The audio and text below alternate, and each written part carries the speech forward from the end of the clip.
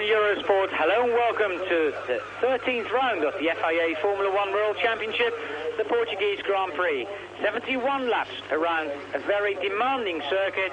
It used to be demanding for the drivers on their necks. Now it's also demanding for the drivetrain. An overcast sky for the first time in 3 days here in Portugal, and I would say a 50% chance of a wet race, or a race that might start dry but is going to end as a wet one. So all action here this afternoon in Portugal. And whether it rains or doesn't, the place on the circuit that's going to be probably the busiest of all is in the pit lane, because this is a race where we're going to see multiple pit stops. The minimum I think anyone will make is 2, but possibly Ferrari here with Gerhard Berger on that pole position may be required to make more than that. 3 is a strong possibility, and even some pundits have gone as far as saying, well, it could be even as many as 4. Now the reason for that is that new part of the Estoril Grand Prix track. There are 2 very slow left-hand, right-hand corners which require first gear, and when you've got something like 800 horsepower scrabbling to get all the way down onto the tarmac and get grip, that equates to high tyre wear, and that is tyre wear here in Estoril that will be the reason for pit stops rather than the normal performance drop-off. That's what we normally find the reason that teams decide to change tyres. So a race for strategy and the ability to overtake are paramount. This Estoril circuit, very few places that are reasonable to pass. Those that are at the end of the pit straight, but that is difficult. The other is on the run directly behind the pits down into the third gear, very long left-hand corner. That's an easier part of the circuit, but nonetheless, you've got to be positive about it and leave no margins for error. Damon Hill on the front row of the grid, and if we look at it from this angle, Damon will start on the left-hand side and Gerhard Berger on the right-hand side. But that is the clean side of the circuit, and Gerhard should, well, in theory anyway, get a better drive off the line. The dashboard of a modern Formula 1 car, a Ferrari, and that's pole position man Gerhard Berger's car. Gerhard wearing a little protective padding on his left elbow, the one he's got operated on last year, and with these fast right-hand corners, that elbow might take a bit of hammering. And of course, the carbon fibre chassis that Formula 1 cars are constructed from these days is totally unyielding, and on the moments when you maybe have to take a big armful of opposite lock, elbows do come into contact very heavily with the carbon fibre sides. So that side is where Gerhard had an operation last year, and it's the side that he wants to protect. And as I say, a very physical race indeed, from the first to the last of 71, a tough day's work. The Portuguese Grand Prix, 71 spectacular laps. We'll be back after the break here on Eurosport. Gerhard Berger on pole position, Damon Hill alongside him. Then it's David Coulthard and Mika Hakkinen, 2 young chargers on the second row of the grid. Gian Alesi, Nukio Katayama, the third row. Martin Brundle, Rubens Barrichello, Heinz-Harald Frenz and Jos Verstappen complete the top 10. Fittipaldi, Blundell, Irvine and Leto. Irvine setting the time, one of 12 drivers who set the time on Saturday afternoon. Panis, Morbidelli, the Cesaris and Martini, 15th through to 18th. Alboreto, Johnny Herbert, Eric Bernard, Eric Comas, 21 and 22. While 23rd is Yannick Dalmas, David Brevin, 24th, and the last row is Philippe Adams and Jean-Marc Drunon. In the on the starting grid, 26 drivers, the non-qualifiers, the Pacifics of Bertrand Gachot and Paul Belmondo. It's a hello and welcome also to all the people at Earl's Court in London who are there for the finals of the Eurosport Grand Prix Challenge. Hello here from Estoril. Well, this man's got it all to do, John, on that run up to the first corner, and it's a long, long drag into the first corner. The Drivers' Championship, Michael Schumacher leads 11 points, Damon Hill behind. So if Damon wins, only 1 point difference when we go to Jerez in 3 weeks' time. The rest of the people that scored points, Jos Verstappen, 2 third places in 8th position. Nicola Larini, of course, 2nd place. when he finished second in Imola. Fittipaldi, Frentzen, Katayama, Bernhard Wendlinger, and Wendlinger's replacement, Andrea de Cesaris, on equal points. Total of 24 drivers scoring points so far in 13 Grand Prix. Well, the Constructors' Championship, it's Benetton and then Williams-Renault, only 12 points behind, so that might be different when we leave Estoril here this afternoon. Ferrari is third, but there's McLaren, Jordan and Tyrrell, they're fairly close together, and also Ligier in seventh, not far behind. So, John, 71 laps. Here's Damon Hill. He needs to get into that first corner first, really, to get away from that Ferrari, because the Ferrari basically was slow in the warm-up. Well, Ferrari didn't run any of their good sets of tyres this morning. They ran the worst of the 7 sets that they had to preserve their prime race sets to ensure that they get the maximum performance out of that car this afternoon. Of course, Gerhard Berger on the left-hand side of the track on the run down into the first corner. That's the clean side. Damon Hill alongside him, but on the dirtier part of the track. For me, the concern is David Coulthard in third place, Jean Alesi fifth. They're on the clean side of the track. Equally, Mika Hakkinen, who's directly behind Damon Hill. Those 3 other competitors are really going to push very hard. They will want to take as much advantage of the start as, of course, Gerhard Berger and Damon Hill want to do. But if Berger can lead into the first corner, he then can control the pace of the race. He can afford to slow it down to the pace that he wants to run at. And that, therefore, will not work towards Damon Hill or anybody else, because with Berger being quick in the straight, slowing it down in the corners, that also will have an effect on what the strategy teams might have prepared for this Grand Prix is going to be. Ferrari obviously want to lead. They obviously want to control that pace, because it may mean that they can do or can avoid making more tyre stops, refueling stops, than the strategy that they have already prepared, let's say, all things being normal. So for Damon Hill alongside Berger, this is a very crucial start indeed. But remember, back in Hungary, he was in a similar situation with Michael Schumacher. He got the jump on Schumacher, but then in the first corner, Schumacher just drove around the front of him, and Damon lost the advantage he'd already taken at the start. This time, I don't think he'd be so generous. All the mechanics stepping aside, then we get a 30-second board in a minute, and then the green flag lap, the parade lap. No overtaking, of course, and then we come back to the start proper. This actually being the first lap, so it's 72 laps from now on.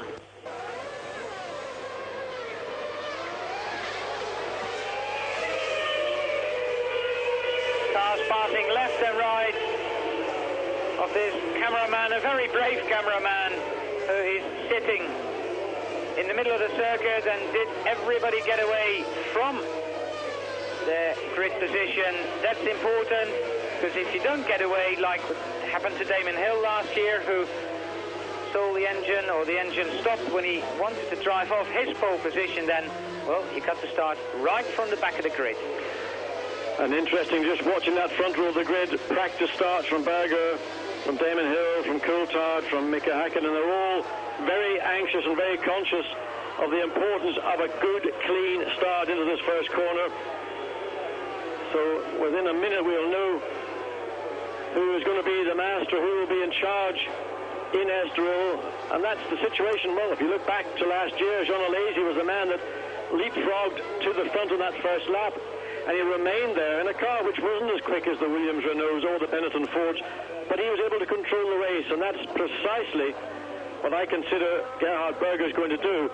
But watch out for Jean Alesi. He is lightning off the grid, and he is prepared to take risks. He's prepared to go the long way round the first right-hand corner.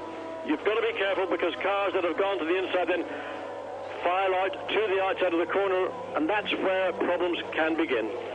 Jean Alesi, of course, starting last year's Portuguese Grand Prix in 5th place as well. Going through Catwalk Park, as Damon Hill described, the new right, left, right bit. And that, John, I wouldn't be surprised if there's a yellow flag actually on the very first lap in that corner, because if someone tries to overtake someone else, well, there's going to be or potentially a big problem. I understand the reasons why drivers would like it, but on the other hand, these are meant to be the best drivers in the world. Why should they need a yellow flag to tell them not to pass? We're looking at World Championship drivers here, and I would think that that request probably hasn't been acquiesced. So wait and see anyway. It's the first time it's been used in a Grand Prix, and it may well have been deemed more prudent than anything else.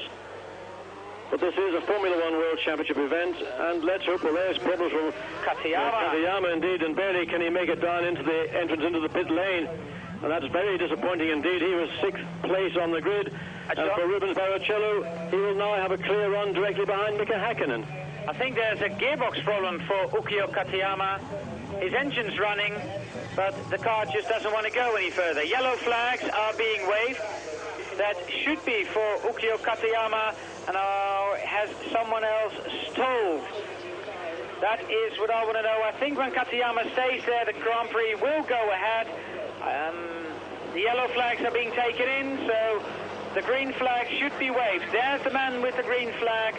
Then the 5-second board will go up, and then the red light goes on, and we turn to green. The 5-second board's up. The lights in the middle of your screen are red and green. We're racing. Who's got the best start? Gerhard Berger makes a very good start indeed, but also Heinz-Harald Frentzen makes a very good start. And David Coulthard likewise has got himself ahead of his teammate Damon Hill, and Damon has lost 2nd place to his teammate David Coulthard. Lazy in 4th, Mika Häkkinen loses ground back in 5th. But we've all got through the first corner cleanly. Can they get through 2nd and 3rd? Look at the mass of cars, left to right, people swapping positions all the way, looking to gain advantage. Very good start from Heinz-Harald Frentzen, who's now in 7th position. And whatever he's done, he's taken Jos Verstappen with him, who's right behind him. Martin Brundle basically lost out a little bit on that start. So Brundle moving from 7th back to 10th. There we see him. This Ukio Katayama. Well, Katayama underway, but misfortune for him and for the Tyrrell team. But clearly, look at Martin Brundle trying to dive down the inside. But clearly the left-hand side of the track was a distinct advantage because Berger and Coulthard got away cleanly. Damon and Mika Häkkinen seemed to get bogged down, whether it was just wheel spin or whatever. But David Coulthard and beginning to draw marginally away from teammate Damon Hill, but this is the first lap. And let's see just what happens as the cars come on to the straight, because it was on that long and renamed Ayrton Senna curve that Damon Hill was particularly quick throughout the 2 days of practice and qualifying. But there, Gerhard Berger in control, and believe me, he will now control this Grand Prix. 1.02 seconds, the gap between Gerhard Berger, the race leader, and David Coulthard in 2nd place. Hill, Alesi, Häkkinen and Barrichello, that is your top 6 after 1 lap, so 70 laps to go in this Portuguese Grand Prix. Good start from Heinz-Harald Frentzen in 7th position. And so far we've seen 19 cars passing start-finish. There's top 6, Berger, Coulthard, Hill, Alesi, Häkkinen and Barrichello. Very early days. Well, Gerhard trying to put as much light between himself and David Coulthard. You can see the gap, and it's probably remaining very stable. It's around about a second. But this is the part of the track where Ferrari in particular has been hurting most. It's very slow. You put the power on with the Ferrari, it comes on. There you see exactly what we're talking about. 800 horsepower coming through 2 14-inch wide rear wheels and tires. The power overcomes the grip. It was the gap on the previous lap, 1.026 seconds. Let's see what it is after lap 2. The gap between Hill and Coulthard was 0.08, and they're a little bigger to Jean Alesi again. But Alesi is losing contact with Damon Hill in 3rd position. The gap now, well, roughly the same, 1.08 between Berger and Coulthard. Fastest man at the moment on the circuit is actually Damon Hill in 3rd position. John, the Ferrari is being very quick, 23.163. Gerhard Berger's lap is so far, and Berger during the morning warm-up being a little quicker, but then the 2 Williams were much quicker than Gerhard during the morning warm-up. could Gerhard be running maybe on a 3-stop race and Williams on a 2-stop? Then he needs a big advantage before the first time he stops. Well, I think Ferrari really looking at a 3-stop race regardless, because from a tyre wear and a tyre performance point of view, that's really what they've got. There's no choice in it. I'm sure that Williams will try and conserve and get away with a 2-stop race. Their car much easier on tyres through this section of circuit, and the drivers less exuberant. David Coulthard and Damon Hill have not been using their right leg and getting massive power slides, as we've seen from both Alesi and Gerhard Berger. And basically, mechanically and aerodynamically, the Williams is a superior car to the Ferrari. Top 3 getting away from the rest of the field. The end of lap 3. Gerhard Berger just into the 1:22.9. Coulthard and Hill still second and third. 1 second exactly between Berger and Coulthard, and a second between Coulthard and Hill. Then it's nearly 2 seconds to Jean Alesi. So here we see the top 3, and in the background we just caught a glimpse of Jean Alesi, but those 4 basically are in a class of their own, because Mika Häkkinen already nearly 7 seconds behind race leader Gerhard Berger, while fastest lap 22.858, David Coulthard.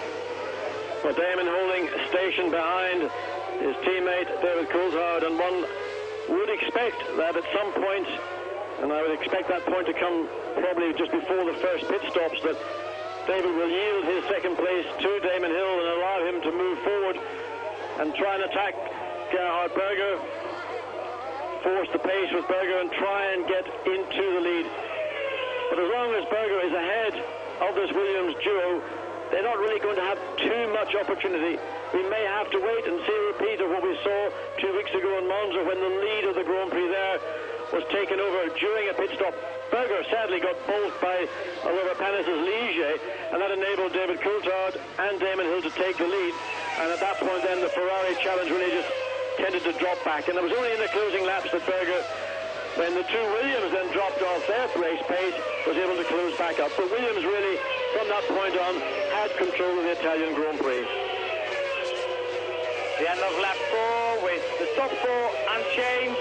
Berger, Coulthard, Hill, Alesi, while Häkkinen and Barrichello complete the top 6. We're on lap 5 of 71. Rejoin us after the break here on Eurosport. Welcome back on Eurosport. The race is on. Gerhard Berger and David Coulthard. The gap at the end of lap 5 was 0.6 of a second, but I think it's closing down. David Coulthard, especially when the corners comes in the middle section of the circuit, there he is very strong indeed. And Damon Hill at the moment sitting back just a little bit. But unchanged, the top 6, Berger, Coulthard, Hill, Alesi, Häkkinen, Barrichello. Well, really, what we're seeing is what we knew would happen, and that is Gerhard Berger is using the tyres in his Ferrari harder than David Coulthard and Damon Hill are on their Williams Renault. And in the low-speed corners, you can see that the Ferrari is clearly sliding around more than the Williams, and that's why Coulthard and Damon Hill are now able to draw up to the back of the Ferrari. But Gerhard won't be too concerned about it in my mind, because he knows there are not too many parts of the circuit where overtaking is possible. And if Coulthard decides to have a little sniff down the inside, he'll find that Gerhard Berger knows how to shut a door. While all this is going on, of course, Jean Alesi, who had dropped back, that'll give him an opportunity to maybe ease his way back up onto the tail of the 2 Williams Renaults. There you can see the gap, first, second and third. We're still waiting for Alesi to come into view, but Gerhard Berger now has to just resign himself to the countdown to his first pit stop and hope that David Coulthard really isn't too serious about challenging for the lead. If we 71 laps, John, and if we are thinking of a 2-stop race, we expect people in around lap 22, 23 maybe at the earliest, and that could go on until 25. If you're on a 2-stop race, that is, of course. If you're on a 3-stop race, I'll imagine people in around lap 16. Berger went wide in turn 2 and got very wide. Alesi, very wide over the curb, and that was a moment for Alesi. Well, he's been doing that more or less throughout the weekend, and again you can see the problem that Alesi has probably exaggerated in relation to teammate Gerhard Berger, but the tyre grip is going away. It's not just a one-head, it is front and rear. So I think clearly that Alesi is going to be the first of the Ferraris to stop, and I would imagine it'll come round somewhere 15 or so laps into this Grand Prix. John Alesi currently some 5 seconds behind, but what's more... Gerhard Berger is out. Gerhard Berger has pulled off just before the revision to the Estoril circuit. His Grand Prix is over. David Coulthard is leading at the Spanish Grand Prix. Damon Hill is in second place. Jean Alesi in third, and that is disappointment, not just for Gerhard Berger, but for everybody who was wanting to see a real battle for the lead. Now the lead clearly and easily in the hands of David Coulthard. Damon Hill has only to wait for the indication from Coulthard to come to say, Damon, the race is yours. Gerhard Berger, the first retirement of the Portuguese Grand Prix here at Estoril. David Coulthard leads teammate Damon Hill. It's not the first time David's led a Grand Prix, but I do believe it's the first time he's leading it this early in the race. The pair have got a gap of about 4.5 seconds to Jean Alesi. Then it's Häkkinen, Barrichello and Heinz-Harald Frentzen. Again, from the view of David Coulthard, powering out of that corner. Well, it looks like drivetrain to me, but... Well, it was certainly very sudden and terminal for Gerhard Berger, and very disappointing indeed. He worked extremely hard for 2 days here in Estoril. He took advantage of Friday's conditions, got his car onto pole position, wasn't able to match it on Saturday. The two Williams made marginal improvements. Well, the lead now clearly handed to David Coulthard. Damon Hill in second place, and Jean Alesi some 5.6 seconds in arrears. And then you have Häkkinen, Barrichello, Frentzen, Verstappen, Brundle, Fittipaldi, Blundell, Irvine and Hannes, the top 12 on lap 8. And in the meantime, the pace of David Coulthard now 1:22.961. Damon Hill 1:23.7. Alesi in the 1:24s. Basically everybody else 1:24s, 1:25. So Alesi, the remaining Ferrari here at Estoril, but that's a Ferrari that is sliding around quite a lot. Well, much further down the field, round 7th, 8th and 9th, there's a bit of a battle going on with Jos Verstappen and Martin Brundle, and that's a battle really that's been going on since the opening lap. And beyond that, Fittipaldi in 9th. He's got Mark Blundell right on his gearbox, and he's got Eddie Irvine pushing as well. Hannes is pushing Irvine, so that's the heart of the race right now. What's going on at the front really is more of a procession, a demonstration from the Williams-Renault team. Häkkinen to Barrichello, 1.968 is that gap, and then there's 6.1 to Heinz-Harald Frentzen in 6th, but then we start, as John just said, 0.8 to Jos Verstappen, and from Verstappen to Brundle, just under half a second, and from Brundle then to Fittipaldi, that's a bigger gap, that is 2.1 seconds. And looking at Mika Häkkinen coming onto the straight, the corner that caught him out last year, very wide indeed. And the reason simply is he's got Rubens Barrichello only 2 seconds behind him, and Barrichello trying to get closer to Häkkinen to really get into battle. Both Coulthard and Hill in the 1:22s. New fastest lap for both drivers, so fastest lap for Coulthard, fastest lap of the race. And as this race is run on basically a new circuit, we've got 2 extra corners here at the revised Estoril circuit. That means that every fastest lap is automatically a lap record. 23 years old and got a sense of humor and bloody quick, John. He certainly has. In fact, he's got many, many more qualities than those 2 you just mentioned, and he is unquestionably one of the new generation of drivers who will have a very long career indeed, and in many respects it's sad to see David Coulthard in his last race for the Williams-Renault team this year, because of course in 3 weeks' time Nigel Mansell will return and take over the car that Coulthard has been guiding since the tragedies of Imola back in April. But Coulthard's future in my mind is now firmly cemented in Formula One. And the question arises, will he actually drive for another team in those 3 Grand Prix, or will he take the decision in the knowledge that he will be the driver alongside Damon Hill in 95? I don't know. It's one of the questions that has been asked throughout the weekend, clearly in Estoril. And, well, I don't even know whether David Coulthard is entirely sure as to what his future will be. One promise he did make, John, that if he's not racing in Jerez or the other 2 Grand Prix, then he will come up and do some commentary with us. Well, he's very good at that as well, but I think he should stick to his day job, because David Coulthard is a young driver who clearly has a future. And Damon's just noting the back of Damon's car as it came out. A little bit of back-end stepping out. Now, there's no pressure on the Williams duo. They're really just controlling the race. Coulthard, the quicker of the 2 cars on the last lap by just under half a second. So there's no need for him to run any quicker than they're doing. Alazy, he's some 7 seconds in reality behind Damon Hill and dropping further back. So talking about dropping further back, John, we're talking dropping a lap further back at the moment. While first pit stop is for Pierluigi Martini, and that doesn't look like a scheduled stop on lap 12 to me. Tyres are still in the tyre warmers, you can see that on the left, so definitely some sort of problem with Pierluigi Martini's Minardi. The battle for 4th place between Mika Häkkinen and Rubens Barrichello is basically stalled at about 2 seconds. So that gap has remained constant now for the last 3 laps. But Frentzen has got Verstappen all over him, and he's got Martin Brundle all over him. Christian Fittipaldi, some 3 seconds behind, is being pursued by Mark Blundell, and he's got Eddie Irvine a second and a half behind him. And once again, Oliver Panis in leading Ligier, giving Irvine a fairly tough time.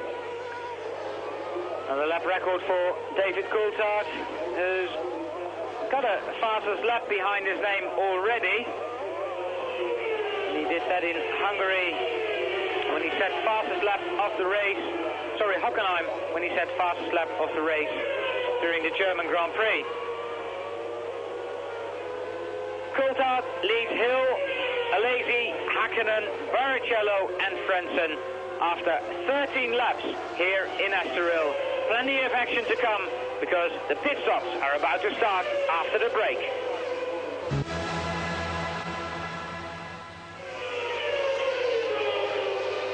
We're on lap 15 of the Portuguese Grand Prix, 15 of 71. 1 retirement so far, and that was race leader Gerhard Berger on lap 6. David Coulthard's been leading since. Hill, Alesi, Häkkinen, Barrichello and Frentzen complete the top 6. The difference between Coulthard and Hill, 4.1 seconds. Then it's Alesi and a further 9 seconds behind Damon Hill. Well, John, lap 15 we're on. If you're on a 3-stop race, we're coming close to your first pit stop.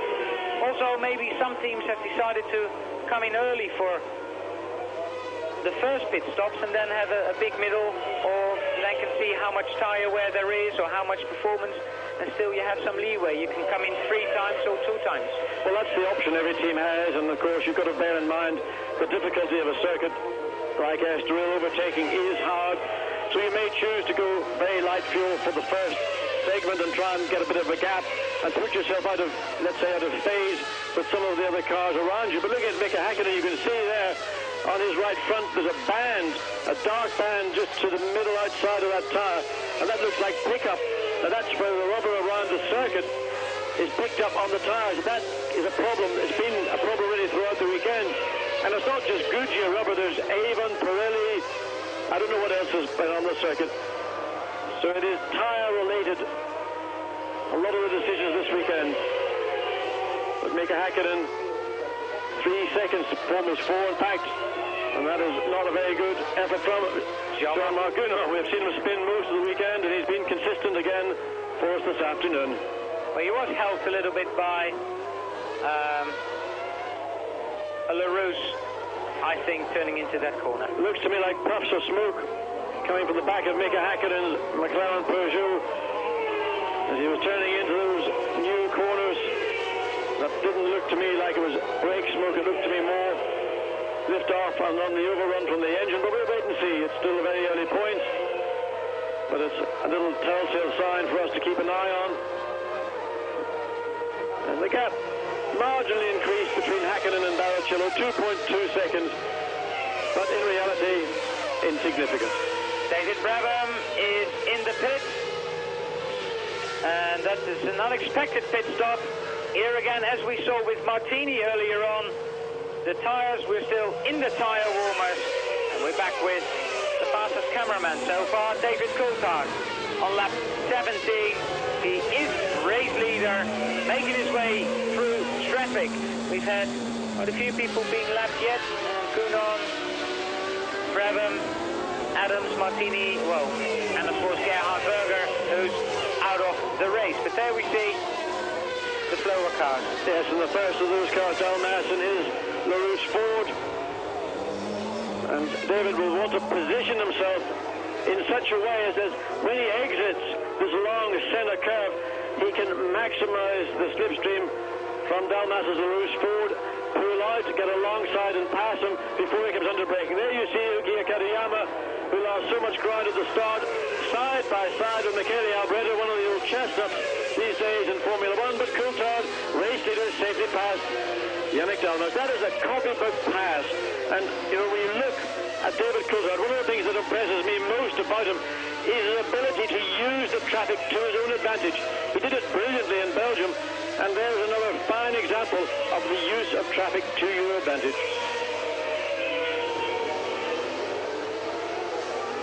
Coulthard being a couple of tenths quicker on that lap than Damon Hill. And a lazy some 8.5 seconds behind the other Williams Renault in second place. And it's going to be interesting to just see the relative abilities of David Coulthard and Damon Hill, because in traffic this year, there's no doubt that Coulthard has been the more decisive overtaker, and not just overtaking, but again using the traffic here now behind Eric Comas, the teammate to Yannick Dalmas. Once again, David has got to decide, am I going to take a risk and run up close to the back of these two cars, or will I wait until I'm at a part of the circuit where I can use those cars to my advantage? He's going to do that. He's going to run up the back of Comas on exit of the center curve, get past. There's another car just ahead of Comas coming into the pits, John. He is indeed the first stop, and this is the opportunity now Damon Hill has to take the lead of this Portuguese Grand Prix, and I don't think that he will ever relinquish it till the end. This is an early stop for David Coulthard. It's on lap 18. I don't believe the Williams team would be on a 3-stop race, or maybe they did go with a lighter car for David Coulthard early in the race, and a little heavier car for Damon Hill, who maybe comes in about 3 or 4 laps time. Well, that looked to me to be a 2-stop, because it took about 10 seconds for the fuel to go in. And if that's the case, this is just a 2-stop race for David Coulthard. But of course, Damon Hill now leading the Portuguese Grand Prix, the place he has wanted to be throughout the weekend. He will of course have to make his pit stops. But again, it is going to be a factor of traffic, because David Coulthard is using and has used throughout the season traffic clearly to his advantage. Good pit stop from the Williams team for David Coulthard. So back on the track, and Gianni Morbidelli in his footwork Ford makes his way on the rev limiter at 120 kilometers per hour, because that is the speed limit in the pit lane during the Grand Prix.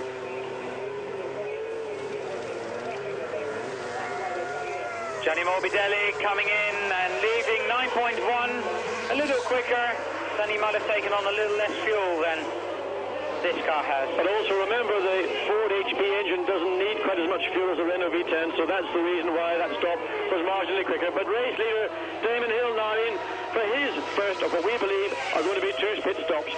In the meantime, the battle continues between Mika Hakkinen and Barrichello, not just visually is closed up, but on the computer, the Tag Heuer computer, it is 1.7 seconds.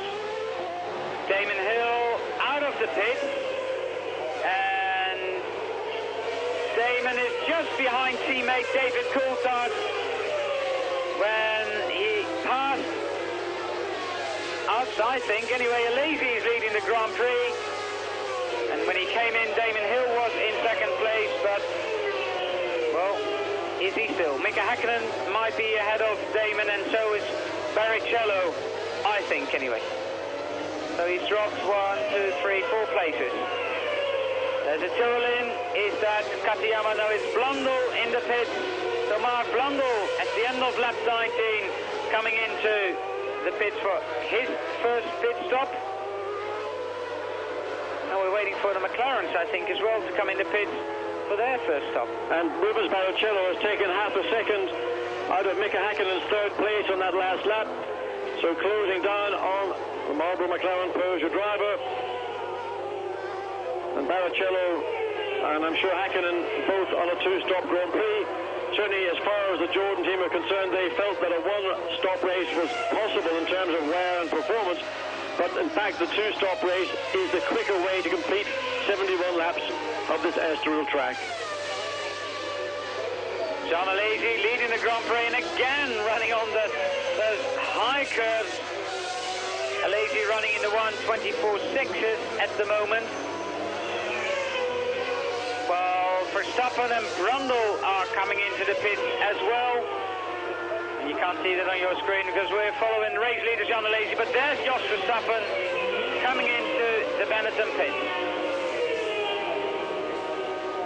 And just behind there's a McLaren in the pit lane as well. And that's Martin Brundle in for his first stop. So this is really sort of the shuffle of the cards that we were expecting. In the meantime, Alesi, fistfuls of understeer, he just plonks his foot in the throttle, makes the car pivot around the front as the back end swings wide. He has no concern or fear. He just knows that, well, this Ferrari for him is just like a grown-up go-kart. Alesi leading the Grand Prix. We're on lap 21. When is he going to come into the pits? That is the big question. Häkkinen second, then Barrichello in third, fourth Coulthard, fifth Damon Hill, sixth Heinz-Harald Frentzen, and in seventh Jos Verstappen. That is the situation. We've nearly had the first round of pit stops. Plenty of action to come here on Eurosport after the break.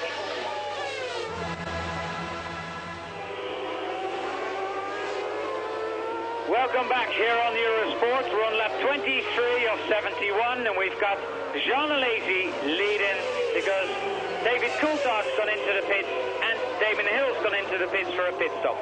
Mika Häkkinen is second, third Rubens Barrichello, fourth Coulthard, fifth Hill, sixth Frentzen.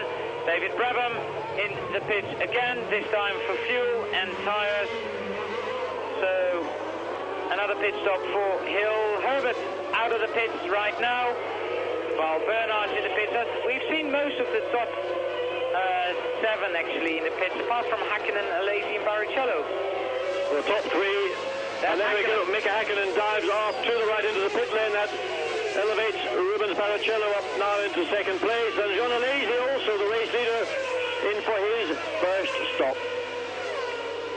So in fact Rubens Barrichello leads once again a Grand Prix, and of course he has to decide, or the team will have to decide at what point they want to bring him in. 8.6 seconds, a quick stop from the Ferrari team, and Mika Häkkinen coming out directly behind him, so once again good pit work from the McLaren team as well. Alesi and Häkkinen gaining 1.2 seconds on the in-lap.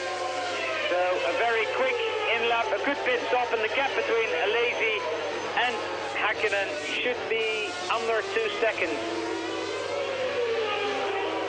Eddie Irvine in the pit, so it's all happening here at Estoril. It's pit stop time, crunch time, and these times you're happy you've got a Sachoya computer telling us what the situation is. It is Rubens Barrichello leading, and then it should be Coulthard and Hill when we pass at the end of lap 24. The lap we're on, we're nearly one-third. We've got 30% done of the Grand Prix anyway. Alesi, new tyres. He's got grip again. Interesting, John, that Jean Alesi put brand new tyres on that car. Well, I think Alesi needs every advantage he can get from that set of tyres. He tends to use them very, very hard indeed. And in effect, when you use a fresh tyre very hard, you actually can cause a tyre to lose performance sooner than those drivers that are a little bit more sensitive or gentle on it. So maybe Alesi trying to find every advantage that is possible. Of course, those tyres would have come out of tyre warmers up around about 100 degrees pre-set temperature.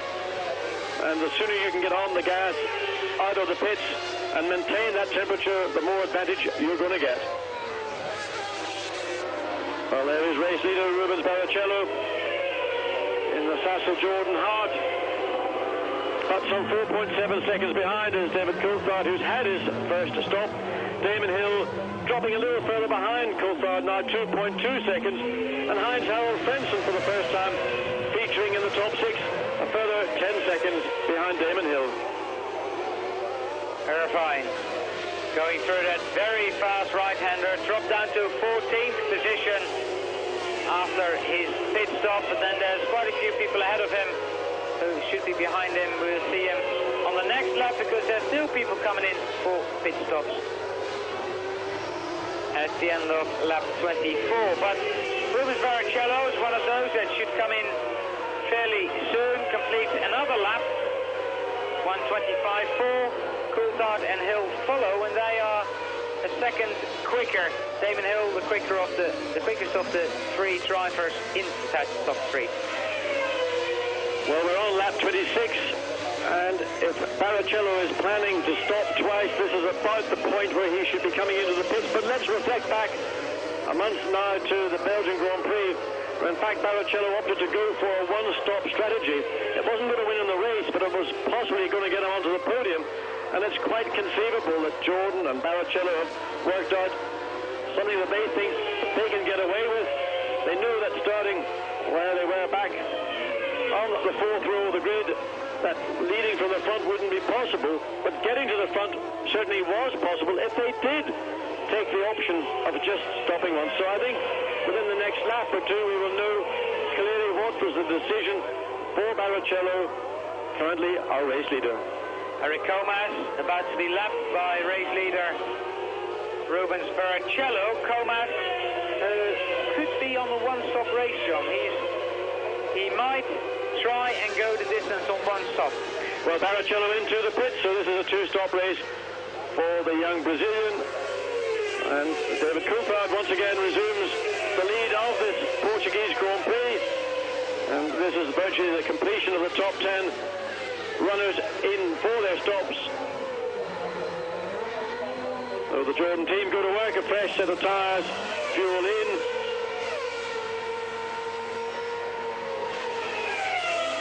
And a good stop, 7.8 seconds. And again, you can judge how an engine responds in a Grand Prix by the length of time that fuel hose is connected. So the hard engine giving reasonably good fuel economy, it enables them to get in and out with that vital second in hand.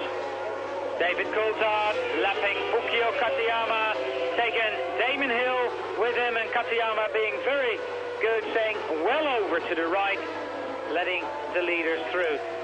Coulthard and Hill, when we get back to start-finish, I think they've got a massive lead, and they probably have a lead over Heinz-Harald Frentzen in 3rd position. Frentzen, who had that very good start, straight into 7th position, then became 6th when Gerhard Berger retired, and now he should be in the top 3.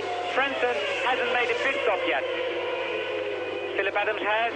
That's the Belgian out of the pits. The only Belgian to qualify for the Portuguese Grand Prix.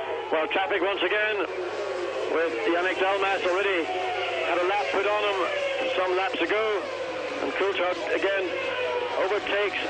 Actually, ideally, Damon Hill not close enough to take advantage of the gap that Coulthard made, but now sliding inside Dalmas. And this process is going to continue throughout the Grand Prix because Comas involved in the battle with Michele Alboreto and his Minardi Ford, and those two Ford-powered teams fighting as hard for their positions. You're talking about 18th and 19th, as the Williams are for 1st and 2nd.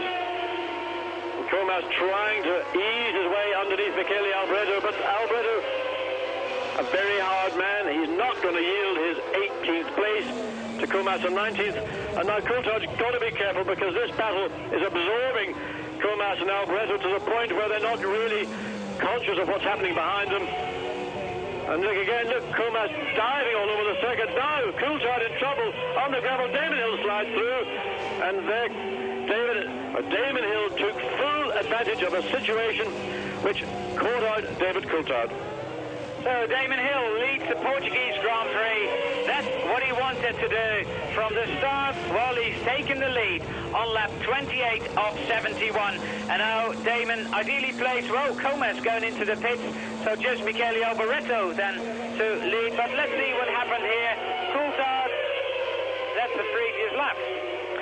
Well, it just shows you how swings and roundabouts work for drivers. Coulthard got caught out by Comas, who was battling with Michele Alboreto. Damon Hill took full advantage of David Coulthard. And again, look at this. Philippe Adams not using his mirrors, shutting the door on second place man. The reality is, of course, now the situations have reversed. Damon Hill is in charge and in control of this Portuguese Grand Prix. No threat will come from David Coulthard. Very small mistake, though, John. I don't even know whether you can talk about a mistake because, well, it did catch him out. I think in more he caught himself out. He really overran into the back of Comas. He had to back off, and there, sadly, one of the two tools. Katayama out of the race, and the man that had a difficult start to this Portuguese Grand Prix now definitely out of the race. Damon Hill, very good, overtaken Michele Alboreto early on that lap, and now there's daylight between him and David Coulthard. Damon's got the bit between his teeth, and he is on his way. He wants to win this Grand Prix, and in 3 weeks' time, there's 1 point between himself and World Championship leader Michael Schumacher. But we're on lap 29 of 71. Plenty of action to follow here on Eurosport after the break. Welcome back on the Eurosport. Second place man David Coulthard, 2.4 seconds behind race leader Damon Hill. Damon Hill, last lap 23.58. David Coulthard at 24.53. So Damon nearly a second quicker on that lap, and there wasn't any traffic around. So Frentzen is in third, Alesi fourth, Hakkinen fifth, Barrichello sixth. 1 round of pit stops to go. Apart, well, for Frentzen, that could well be his first pit stop. Johnny is lapping 25.8. That's slow, basically. He is in third position, and he could be the man that has decided to go for a one-stop race. Well, when you start all the way down, as Frentzen did, and I'm just looking on at 9th place, it's a gamble. You've got to take gambles sometimes. And if you feel that the problems of overtaking are too great, and doing two-stop races will mean, in the case of catching up to the back markers, you may well lose time. Again, going into the pits and getting out of phase with everybody else may give you more running time, clear of traffic. John, could Damon Hill have held back a little early in the race, because now he's lapping consistently a second quicker than David Coulthard? Well, I would say that he wasn't holding back consciously, but Damon appears to be able to run quicker when he's free of traffic than he does when he's in traffic. And probably, in the case of Coulthard, he's normally very good in traffic. And the difference between traffic and no traffic is, I would say, less than it would be with Damon Hill. But right now, Damon certainly stamping his authority on this Grand Prix. And that's what I wanted to see from Damon. I wanted to see a demonstrative performance, because when it comes to going to the Spanish Grand Prix, or European Grand Prix in Jerez, he's going to have to come into conflict and contest with Michael Schumacher on a circuit which will not favour one over the other. It'll be a straight shootout between these two men with just 1 point between them, assuming Damon can continue on untroubled and win here this afternoon. Damon 31.6 on that last segment, 31.8 David Coulthard, the gap to .245 grown again, and we see at the end of lap 32 what the gap is. Then we know whether Coulthard was quicker on that last segment of this circuit. 3.8, he was a little, now maybe David Brabham played a little part in that, although he did get out of the way pretty good.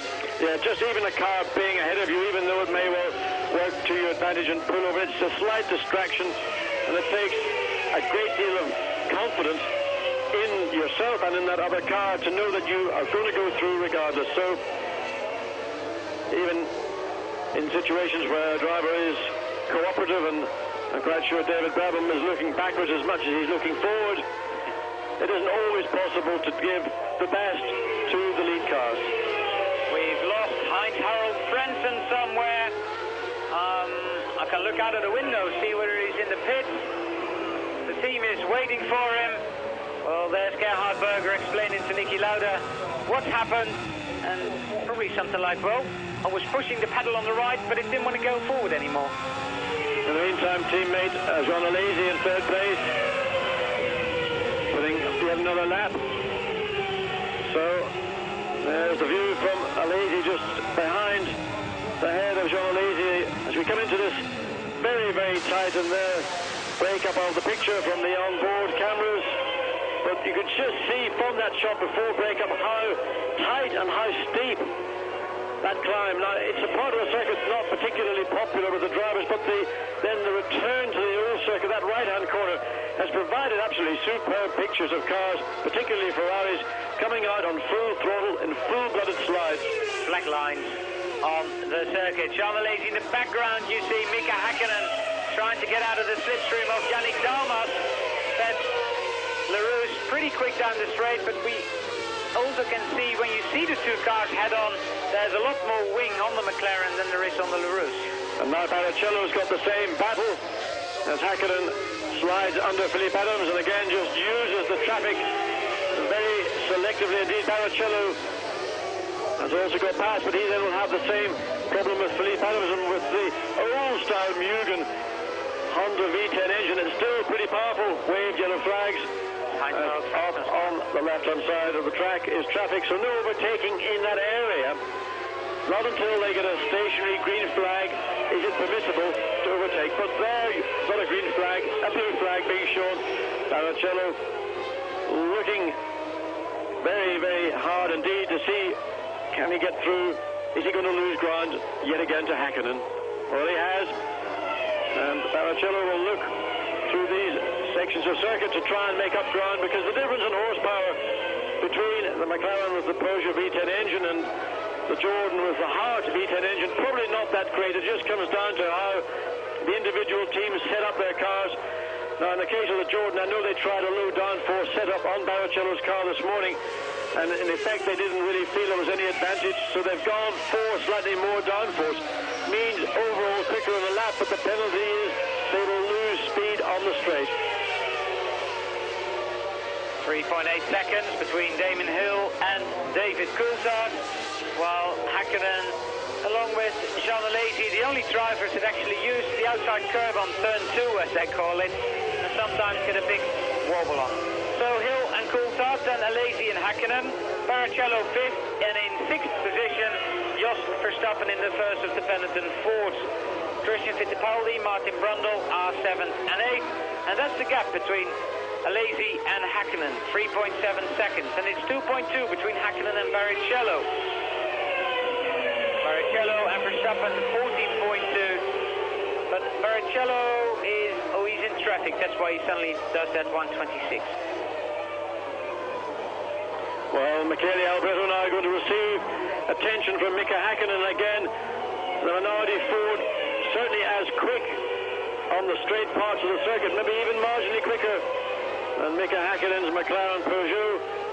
And again, Mika is going to have to be courageous, because Michele Alboreto does make you work, whether you're lapping or even more so racing. Alboreto, one of 3 drivers in this race that are Grand Prix winners. His first Grand Prix win for Michele Alboreto, from my memory, was back in Las Vegas in 1982, and it was a victory that I personally was disappointed in, because it ruined my chances of snatching the World Championship, which I was in contest with Keke Rosberg with. Hill, Coulthard, Alesi. Well, Frentzen has definitely stopped on the circuit somewhere. And Frentzen went on for a very, very long time, while Christian Fittipaldi comes into the pits. Now, Christian, as usual, on a one-stop race. well, I would say as usual, because there we see him. 9 times out of 10, Christian will go for one stop only. He was up to 8th position, but will lose quite a few. And 36 laps to go for Fittipaldi. So 3rd, 4th and 5th, Alesi, Häkkinen, Barrichello, as Pierluigi Martini, who we saw on the pitch very much earlier, but now in for a formal stop. Makes it back onto the circuit.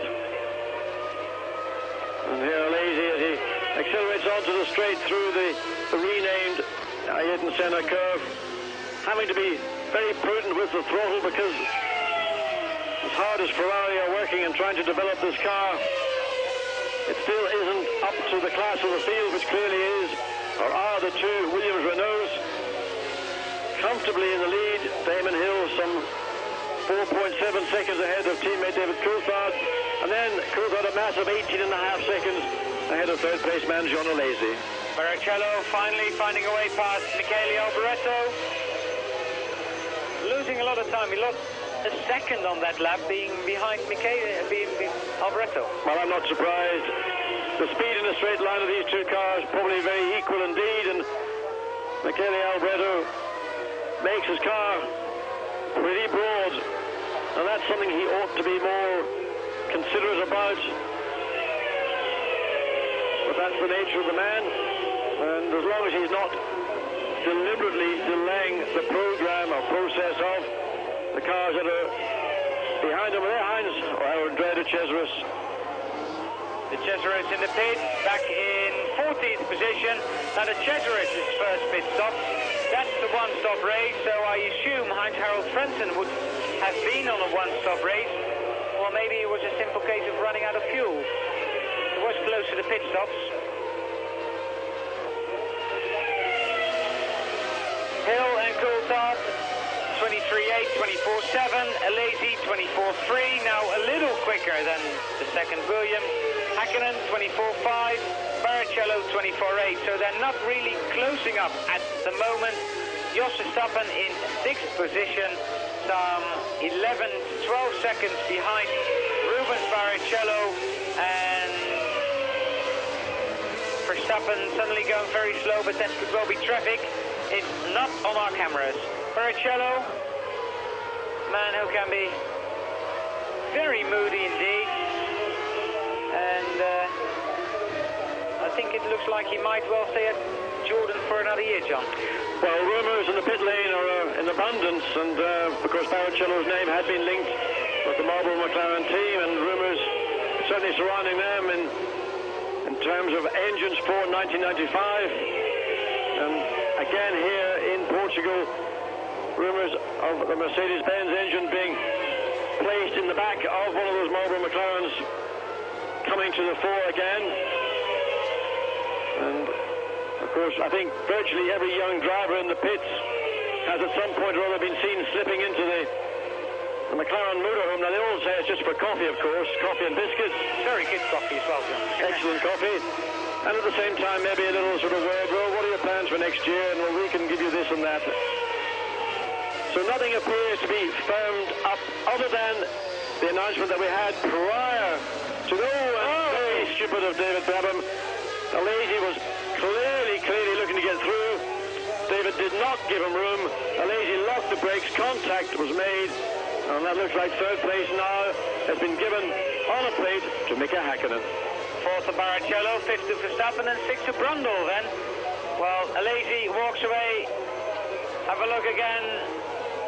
Alesi came from a long way behind, and I think Brabham never expected him to try and go underneath him. He probably never knew he was about to execute that particular manoeuvre.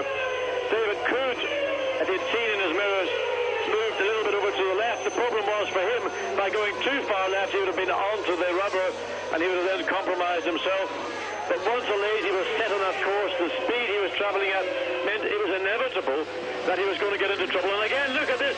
Damon Hill, Yannick Dalmas. Damon had to be very prudent indeed, because Dalmas may not have been aware of the proximity of Damon Hill, and that was a moment which could so easily have spelled disaster.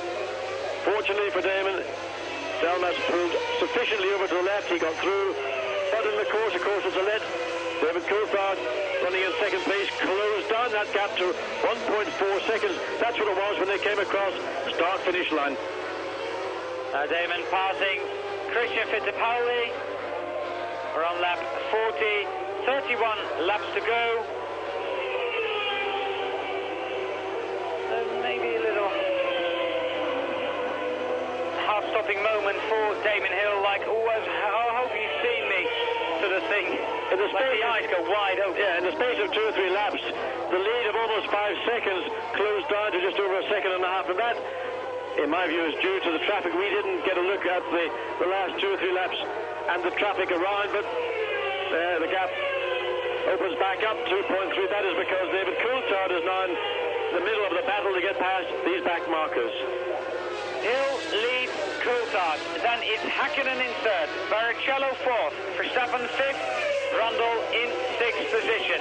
That's the situation at the end of lap 40 at Estoril.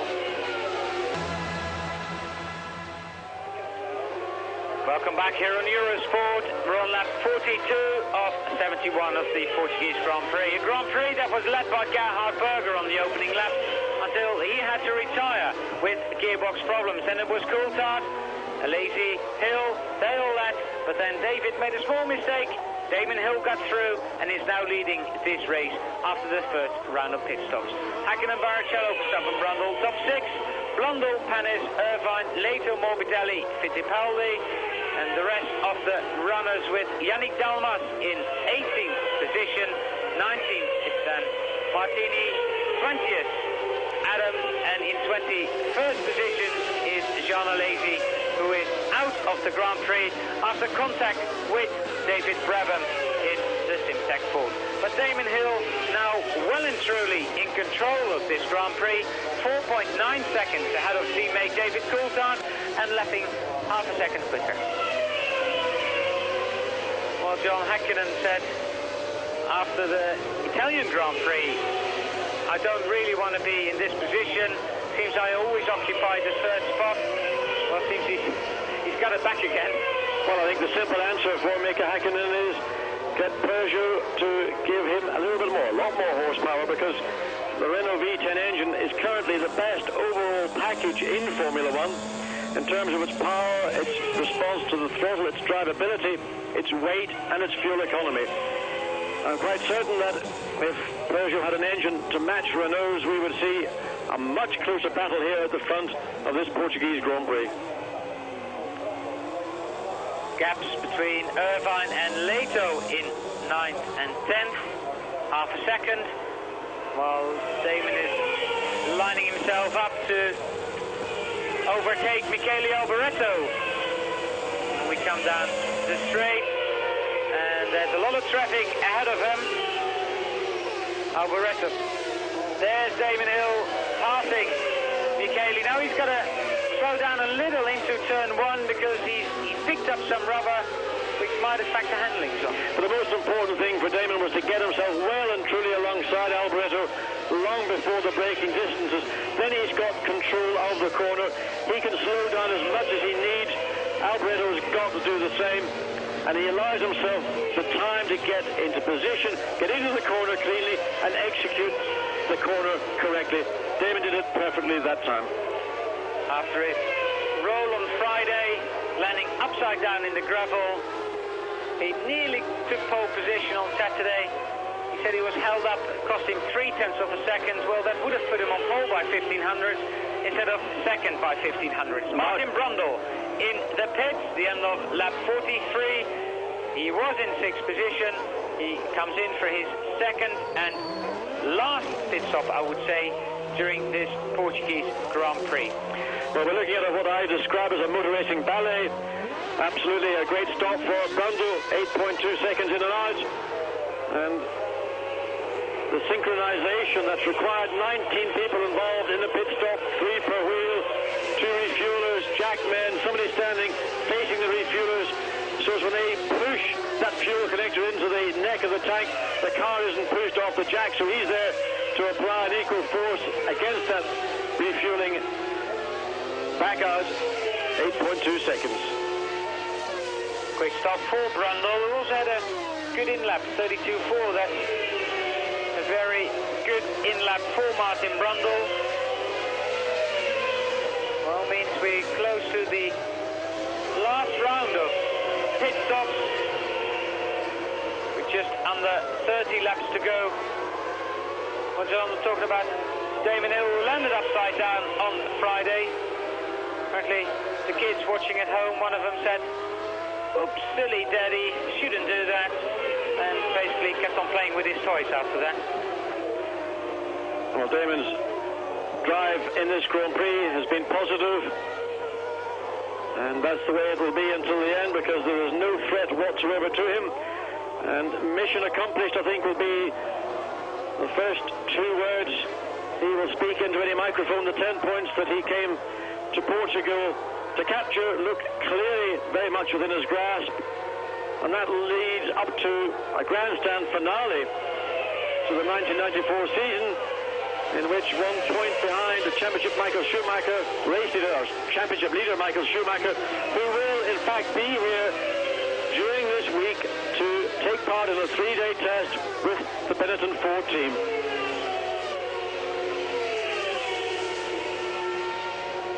Michael Schumacher testing alongside Jos Verstappen and Paul Tracy.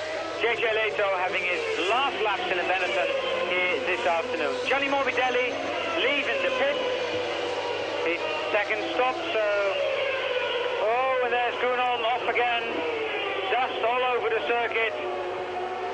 Look at that, he doesn't know where he is on the racetrack. David Coulthard dives down the left-hand side of Gunon, who's trying to get out of Damon Hill's way, and Damon putting a lot of pressure on race leader Damon Hill. Here again, look at Gunon, too much right foot. Luckily, he didn't make contact with the barrier, but certainly his underbody would have been damaged, and he will drag a lot of dust onto the circuit, and that has allowed David Coulthard right up onto the gearbox of race leader Damon Hill. Now, I don't anticipate a battle for the lead in this Grand Prix between these 2 teammates. Maybe my silence says something that I can't say in words. Damon Hill, half a second at the end of that intermediate, the gap between himself and David Coulthard. Damon's always been quick round that very long right-hander and goes into the pits for hit as David Coulthard coming into the pits. That's actually technically very good, I must admit, because there was traffic ahead of him. So David, good stop, good planning. That is an intelligent move now. It was a planned move. He didn't just do it when he saw the traffic. That was a move that would have been counted down by the team. And Lewis Slow getting out onto the pit lane again, losing vital tenths of seconds, of course. 120 kilometers per hour until you cross the line, then finger off the button, nail the throttle, coming back onto the circuit, just between Mika Hakkinen and currently in second place, and Rubens Barrichello in third. And there you see Barrichello frustrated by the sudden appearance of David Coulthard, because that will interrupt the progress he was trying to make in his battle with Mika Hakkinen. There, Jos Verstappen in for his second stop. So once again, the pit lane vital to the outcome of this year's Grand Prix. Verstappen actually having a very quick in-lap, John, 1:31.2. That's 2.6 seconds quicker than Coulthard did on this lap. I think Verstappen found a shortcut into the pit lane to do that. Running with Damon Hill, race leader, and he's coming into the pits now. The time you've got to watch, apart from the in-lap speed, is how quick can Damon get off the jacks and back out. It was just over 8 seconds for Coulthard.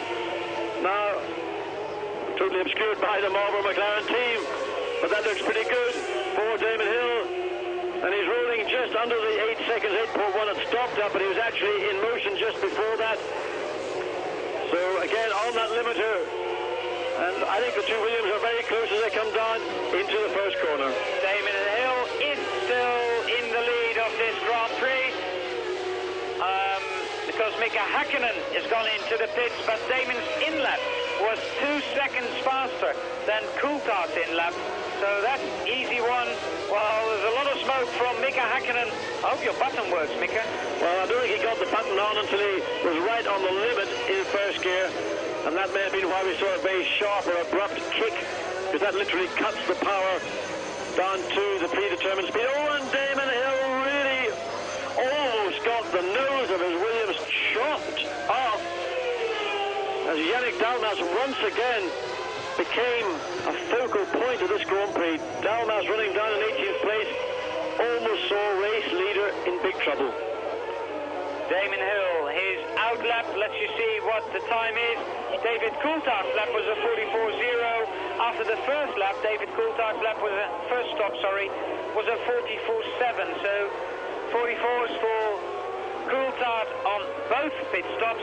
Damon Hill did a 40.9 on the previous stop, but he's got held up by Yannick Dalmas on this lap, so maybe it is a little bit less, but there's 3.7 seconds on the last intermediate between race leader Damon Hill, a 42.6, so that's another 2 seconds gain on David Coulthard, who is still in second position, some 3.8 seconds behind his race and team leader.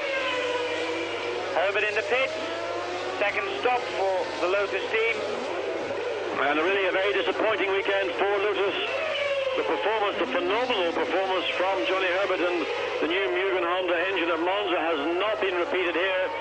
The car does not or has not suited the twists and turns of Estoril, and is a very disappointed Lotus team in the current financial situation, as well as a disappointed Johnny Herbert. They hope that they could really have found the magic ingredient in that lightened, shortened and narrower Mugen Honda V10 engine. Lap 49 we're on. Damon Hill, race leader. David Coulthard, 3.8 seconds behind. Barrichello is third, Hakkinen fourth, Verstappen fifth, and Brundle in sixth, while JJ Leto's in the pits. Rejoin us after the break here on Eurosport. Welcome back here on Eurosport. Race leader Damon Hill getting through traffic.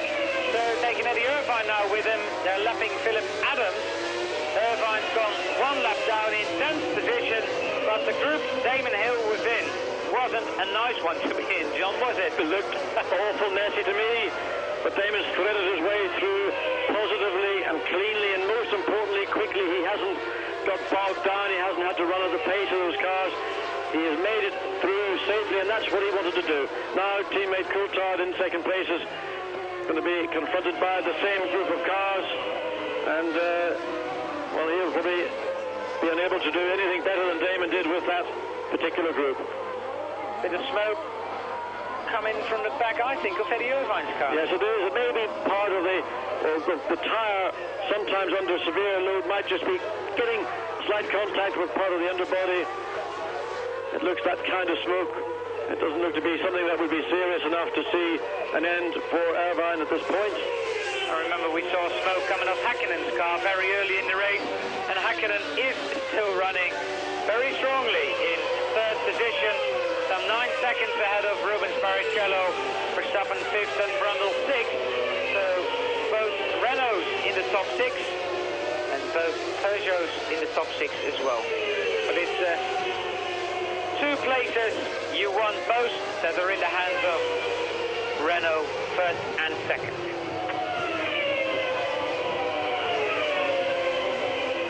Damon Hill, winner of 7 Grand Prix in his Grand Prix career. He's won them all with the Williams team, and he's driving his 31st Grand Prix. Now, winning 8 out of 31 is not a bad record, John. Well, that's the view from the onboard camera. Fortunately, Damon Hill's view is a lot clearer than that. But that's a combination of rubber and fluids from other cars.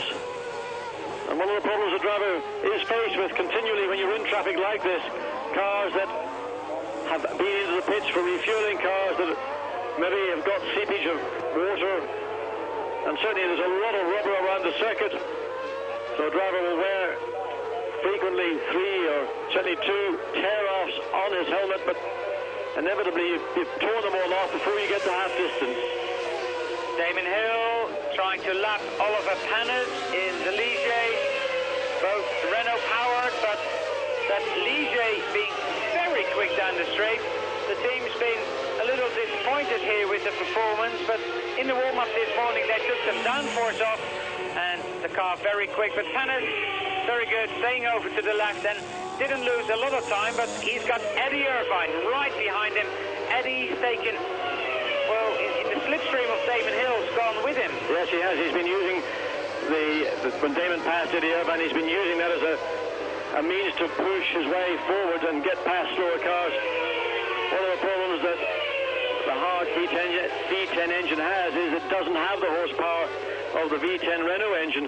So any opportunity to slipstream off a quicker car, such as Damon Hill, he will use and try and get drawn at the same time as Hill goes past Panis. But Panis, in spite of his youth and inexperience in Formula One, is a very old head and has been most impressive so far this year.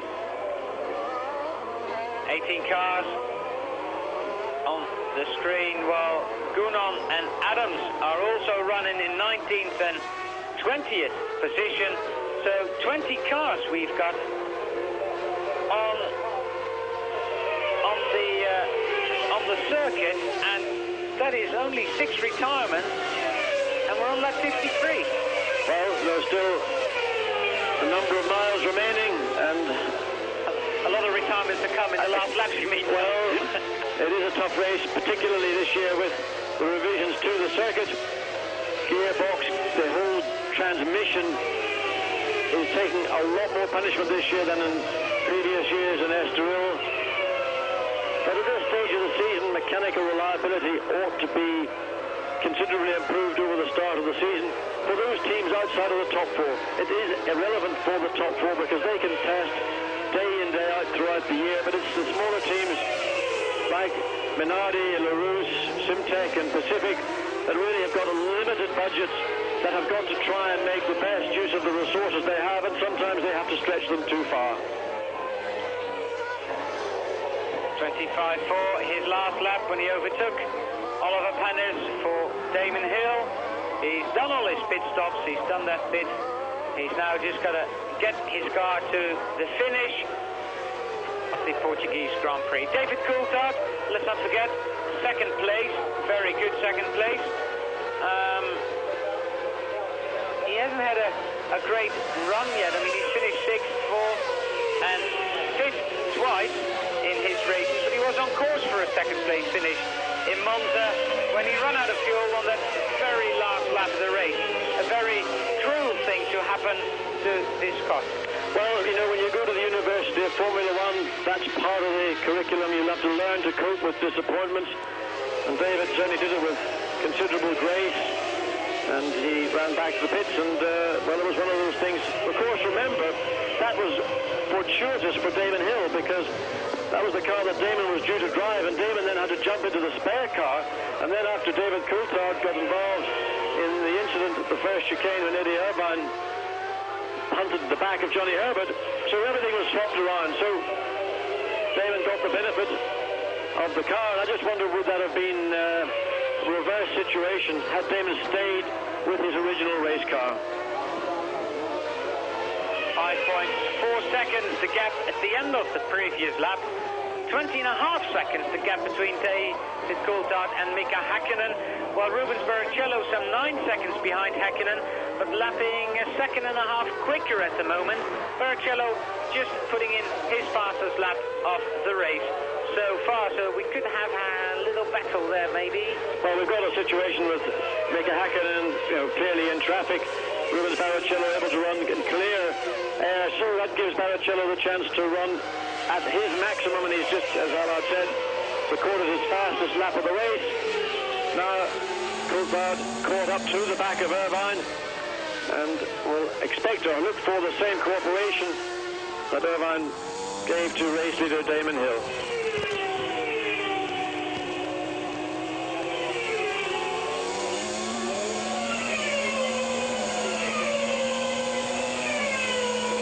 David Coulthard going to find a place somewhere to pass Irvine and Oliver Panis, and he is losing now quite a lot to Damon Hill on these laps, because he's been behind Eddie Irvine for a long time indeed. Oh, a long time, maybe a lap, but I mean... Well, for David Coulthard, that is a long time, because normally he's very incisive and executes very quickly his overtaking manoeuvres, but what's appeared to me is this battle with Panis and Irvine has caused him to lose his pace, but now I would anticipate a pass on the straight. Coulthard is ideally placed to pick up the slipstream, and there Andrea de Cesaris out of the Portuguese Grand Prix. The remaining Sauber Mercedes, what's happened? He's gone straight on, through the gravel, off the gravel, and he tried to turn around, and I don't think that worked. Engine stalled, the end of the road for Andrea. So de Cesaris, believe it or not, with 15 laps to go, 14 and a half laps to go, only the 7th retirement in this Grand Prix.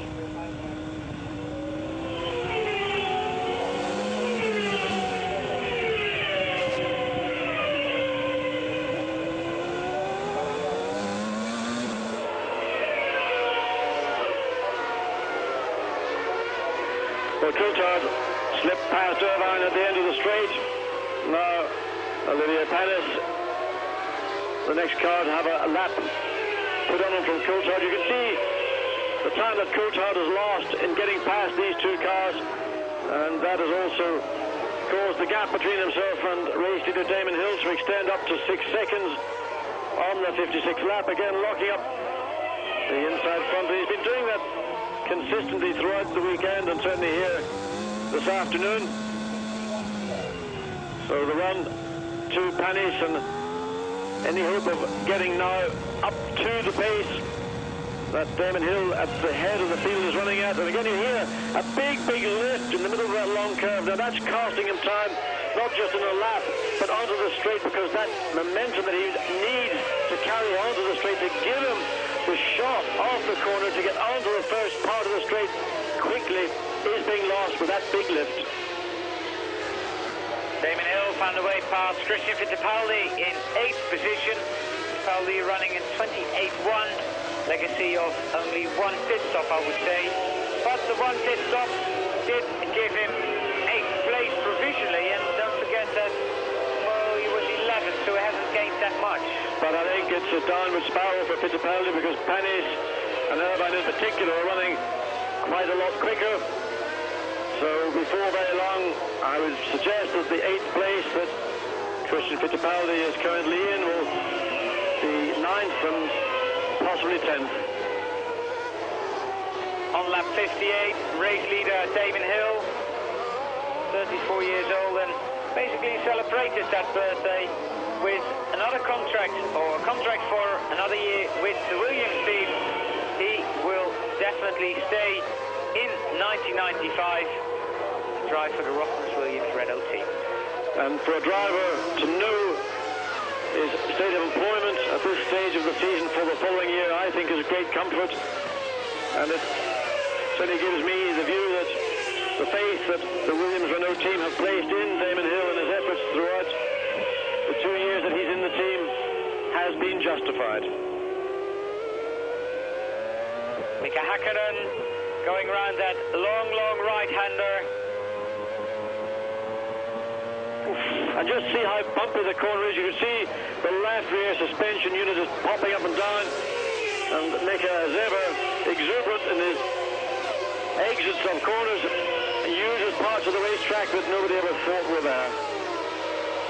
And that shot actually shows quite good how close he actually comes to the edge. They're trying to intimidate Michele Alvaretto, and Alvaretto wasn't having taken any notice, or as well, you might as well wait for another couple of corners, Mika. And the problem for that, for Mika Häkkinen, is that in terms of out-and-out performance in a straight line and in acceleration, there's a little to pick and choose between the two cars.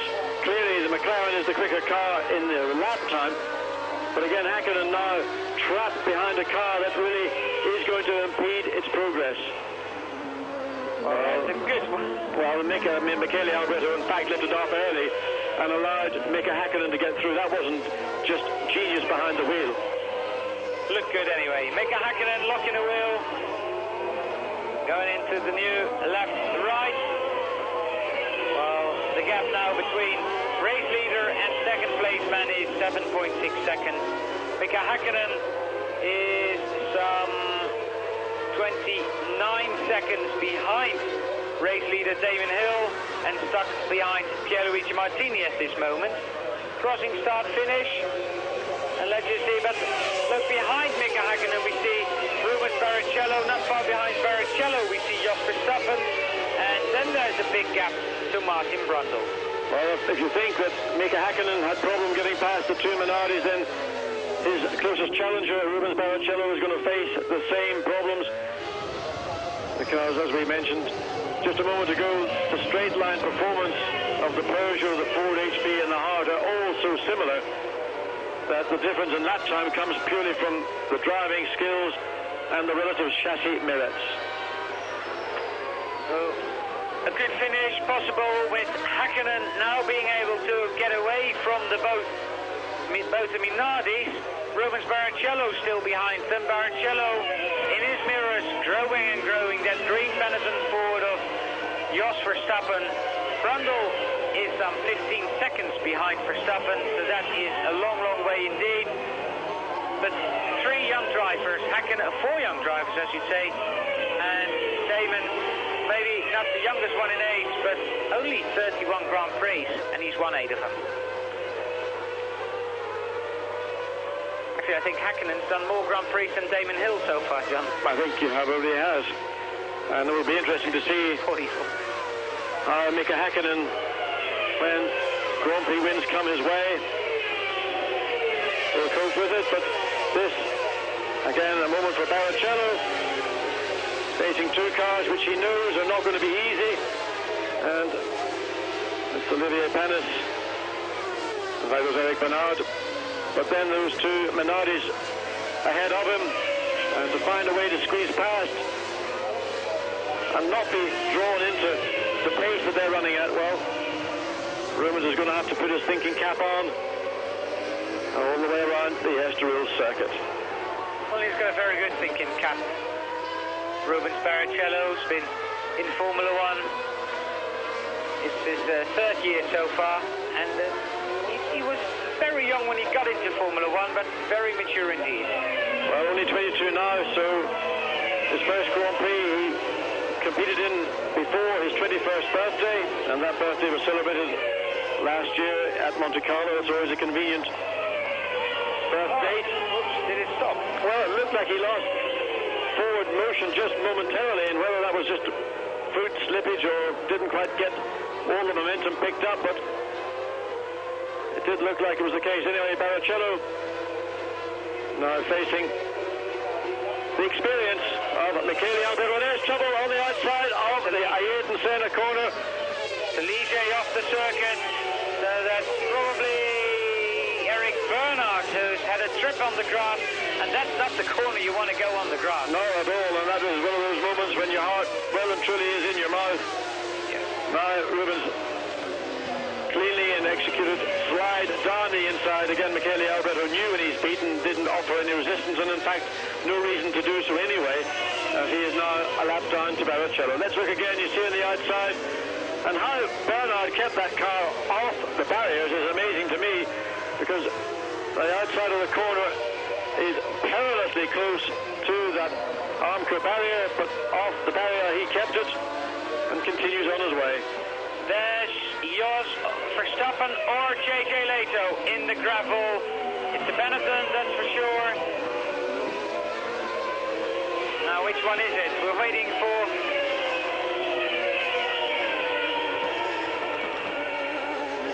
And he gets into a bit of a tank slapper as he comes up to rejoin, or to join the new part of the circuit. Bits of the bodywork flying off. And there the onboard camera shows you the violence of even a simple spin in this JJ Leto.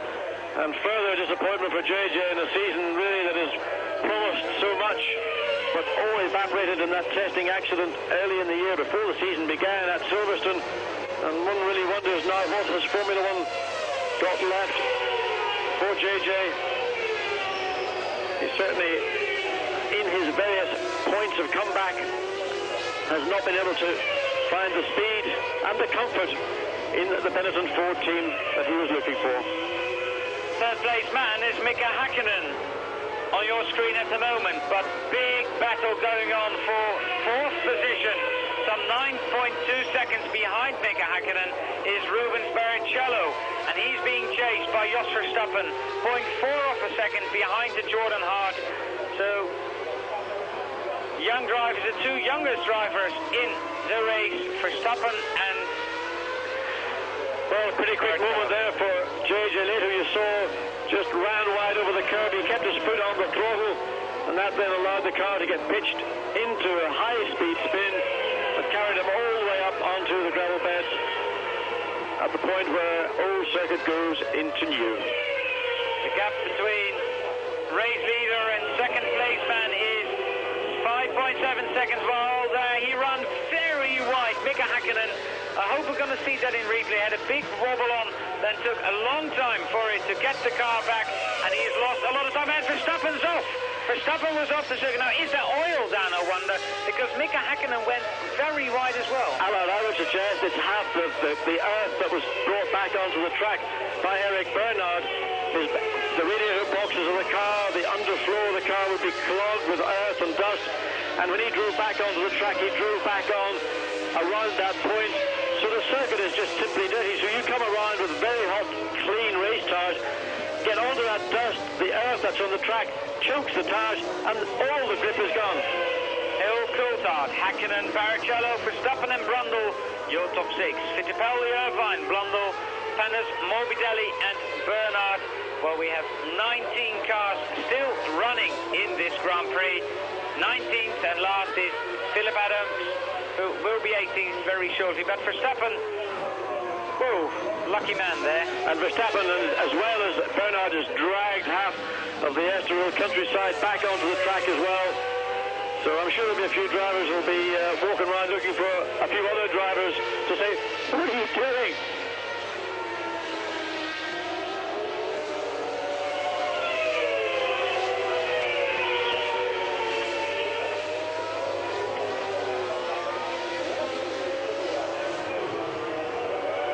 Damon Hill leads the Grand Prix. We're on lap 65, 7 laps to go.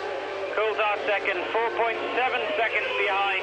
Mika Häkkinen in third, Rubens Barrichello in fourth.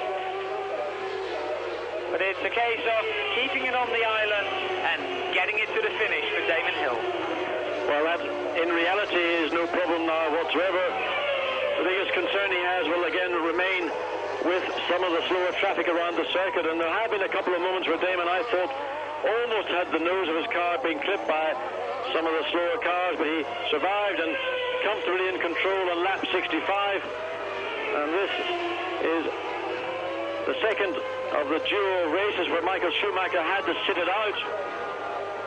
So Michael Schumacher back either in Monte Carlo or in Germany watching this race and seeing and realizing what he has got in store as we come down to the final three Grand Prix of the 1994 season, and that's a battle I think is going to be absolutely superb. A bit like a NASCAR race where they have a yellow flag with 10 laps to go, and then you get the race proper. We've got 3 races to go after this one in the 1994 championship, and there's 1 point between Hill and Schumacher, and it's those last 3. Yeah, I mean, it's going to be a real shootout. It's going to be between 2 guys and 2 teams, and I don't think any of the 3 remaining circuits favor one team over the other.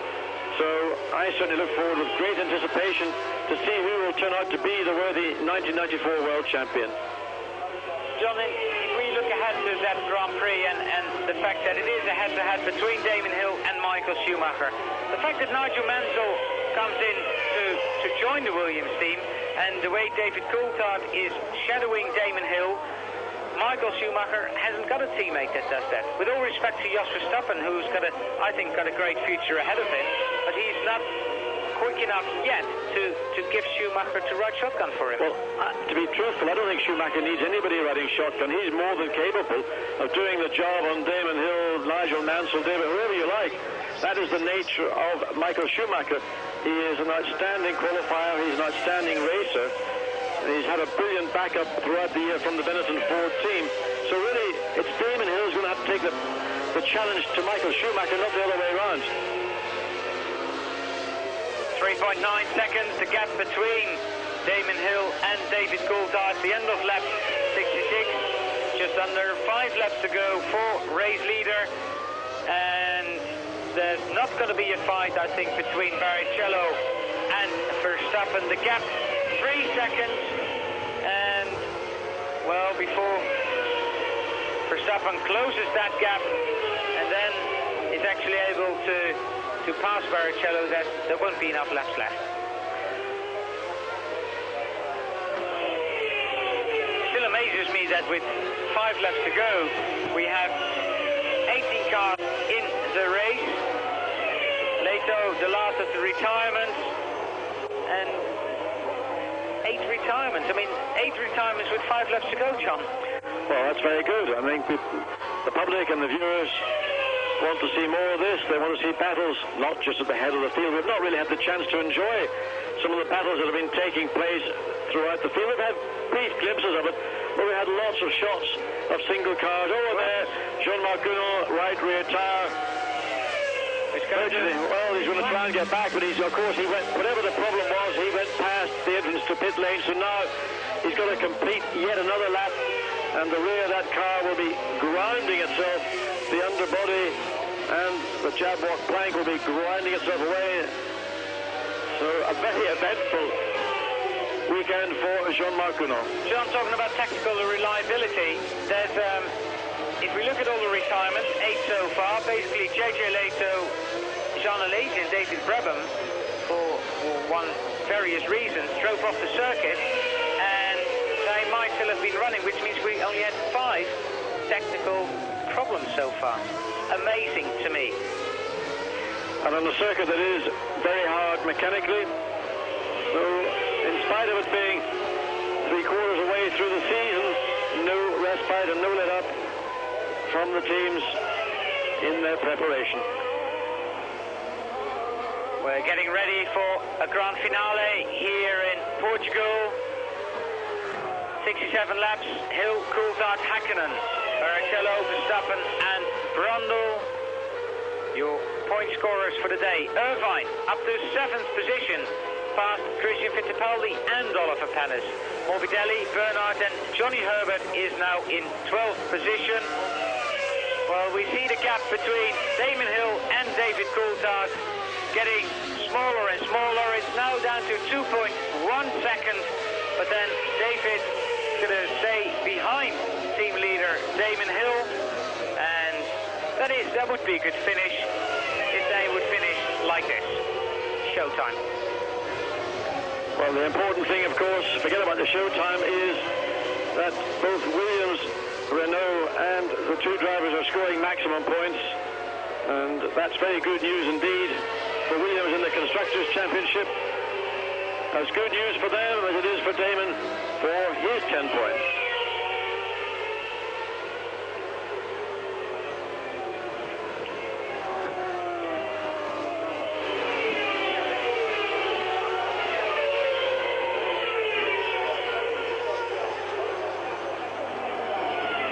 We're at the end of lap 69 and the start of lap 70.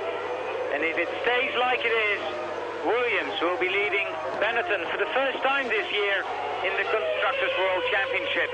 16 points is 89 and 2 for Verstappen's Benetton in 5th is 87 points, and for Benetton, so that would be a very good result indeed for Damon Hill, David Coulthard, the whole of the Williams team, and of course everybody at Renault Sport. Mika Hakkinen in 3rd position, Rubens Barrichello 4th, but Verstappen scored up again. 0.8 of a second with a couple of laps to go. Now, please, can we see that? Well, we saw when Jos Verstappen got right up to the back of Barrichello, he ran wide, coming on to the main straight. But this is the closing stage of the Grand Prix, 2 laps to go. And really now, just a procession of the domination that everybody anticipated here in Estoril from Damon Hill and David Coulthard, and of course, everybody back at Williams Grand Prix and Renault Sport in France. So, In 3 weeks' time, we're going to see, and there again, a little bit of, who's that? Well, looked rather limp. Looked like a Simtek, actually. It certainly did. I hate to say it, but it did look like a Simtek. And once again, Jean-Marc Gounon proving the spinability of his Simtek Ford. We're entering the last lap for Damon Hill and David Coulthard. 1 lap to go, 4.3 kilometers to go in this race, a race that has taken quite a lot longer than last year. We're now 1 hour and 43 minutes on the way, so we're going to end up about 10 minutes more than last year due to an extra corner. 13 instead of 11, 923 in total today. Well, it stays like this. Damon Hill has closed the gap with Michael Schumacher to just 1 point, and Williams will take over first place in the Constructors' World Championship with 3 Grand Prix to go. And David Coulthard incidentally moves straight up to 6th position, as far as I can work out so far, in the equal 6 with Martin Brundle in the Drivers' Championship. That's good for him as well, and his best result ever. Damon Hill, 4th victory of the Grand Prix season. Häkkinen again finishing 3rd. He finished 3rd in Monza a couple of weeks ago. He finished 2nd in Spa, but 3rd in Britain, and 3rd also in Imola earlier in the year. But it's Damon Hill, John, 10 points, and he's closed the gap. David Coulthard finishing right behind him. This is a team finish, 1-2, and look at David Coulthard, very happy as well. Allard, not only a team finish, it is a dream finish. Damon Hill has achieved his objectives. He came first to Monza with the opportunity of victory. He succeeded. He came to Estoril and has again succeeded. He now has got the biggest challenge in his life, in his Grand Prix career, and that is to go head-to-head for the 1994 Drivers' World Championship with Michael Schumacher, the man who has been the dominant man throughout 1994, who is serving a 2-race ban for his infringement of a black flag all the way back in July at the British Grand Prix. And I have to say, I cannot wait. But we may get a little bit of a glimpse of what we can expect, because over the next 3 or more days here in Estoril, there will be a major Formula One test being held. Schumacher will be a part of that. He needs to be a part of that to ensure that when he and his Benetton Ford team take on Damon Hill and the might of Renault and Williams, that he is in a position to defend that 1-point lead. But it'll be a tough battle, and it's going to be an exciting battle. I can't wait. Damon Hill wins his 8th Grand Prix of his Grand Prix career. The 14th Portuguese Grand Prix is his. Last year he had pole position, finished 3rd behind Michael Schumacher and Alain Prost. Prost winning the World Championship with that 2nd place. Damon Hill didn't start from pole position, was behind Gerhard Berger and teammate David Coulthard. Coulthard just run wide a little bit. Damon slipped through and, well, half a second, but that's all immaterial. He won the Grand Prix. That's what he wanted to do. Fastest lap in the race by 2nd place man David Coulthard on lap 12, a 1:22.446. Häkkinen 3rd, Barrichello, Verstappen, Brundle, Irvine, Fittipaldi, Panis, Morbidelli, Bernard 11th, 12th Herbert, 13th Martini, Alboreto, Dalmas, Gounon and Adams. 17 finishers, 9 retirements in what everybody thought was going to be a race of attrition. Well, the attrition is normal towards the back of the field, but the back of the field, and if you exclude the driving errors that took out certainly 3 people, good record of reliability from those teams, not in such a fortuitous position as those at the front. So 1 point the difference between Michael Schumacher and Damon Hill, 76-75. 3 races to go, 30 points on the table. Verstappen moving into the top 10 with that result, and also, of course, David Coulthard. Constructors' Championship, and it's Williams-Renault that has taken the lead for the very first time in the 1994 season. 89 points to Benetton Ford, 87. Ferrari, 58. McLaren, 37. Jordan, 20. And Tyrrell, 13. And then it's Ligier, Sauber, Footwork, Minardi and LaRousse. Congratulations for Coulthard and Hill by Joseph, the physiotherapist and food advisor, as he calls it, and a very famous man indeed. There's Mika Häkkinen that finished third, but it's Hill, Coulthard and Häkkinen on the rostrum, and 1 point the difference between Schumacher and Damon Hill.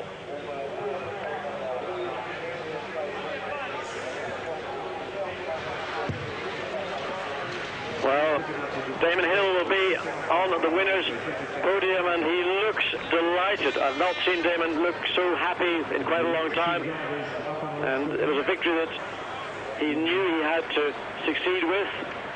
And as we look forward, as we said, to the European Grand Prix, the Japanese Grand Prix at Suzuka, and the final round of the championship in Adelaide, everything is now teed up for a real grand finale. And it's not just a battle for the drivers, of course, it's the championship for the constructors. But one has to say that Benetton Ford, in reality, can only rely upon Schumacher to deliver. Jos Verstappen in his first season and JJ Leto have not been sufficiently fast or consistent throughout the year to deliver points, and really Benetton's points have been won by one man, more or less.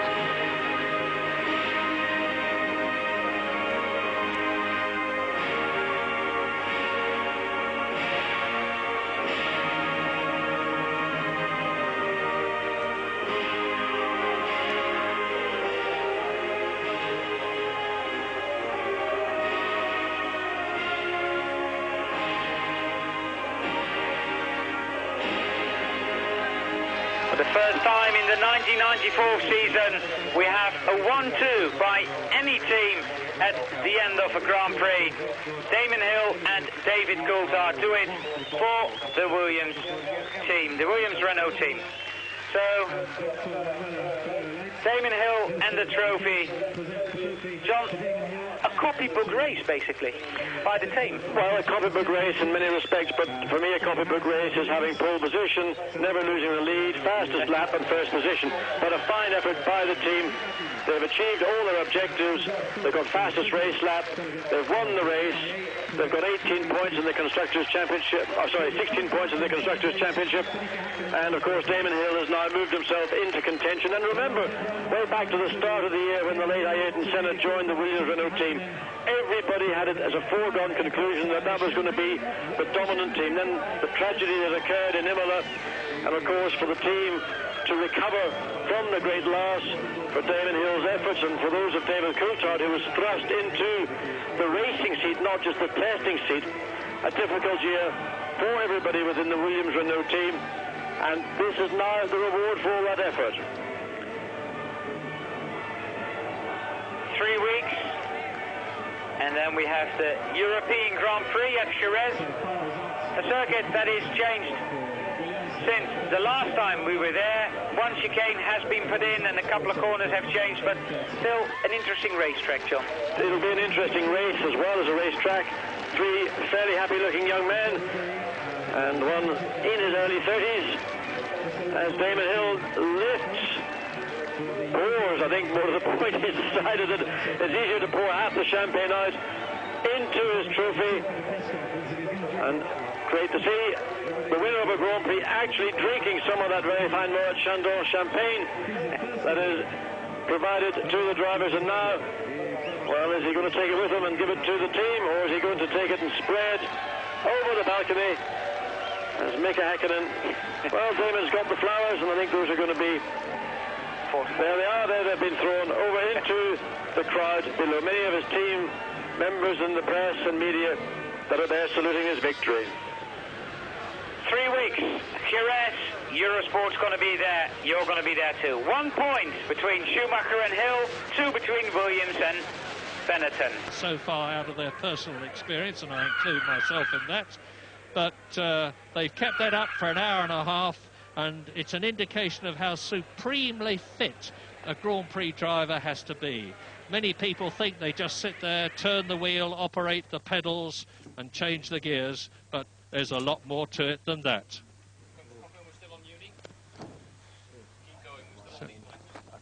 So I can tell you that Hill, Coulthard and Häkkinen are now in the interview room as you look across to the Paddock Club, where the VIPs and their guests assemble to watch the race. And you can see the hills in the background. Beyond them is the sea, because this is just about the most westerly point of Europe. Crucial victory for you and brings you within 1 point of Michael Schumacher's championship lead.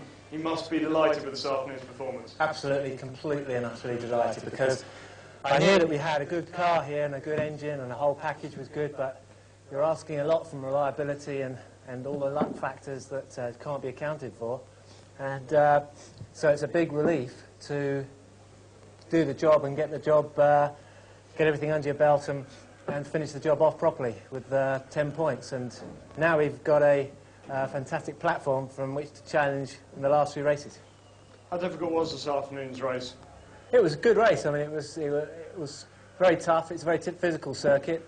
I had difficulty with the car in the early section of the race, and at the pit stop the car felt better.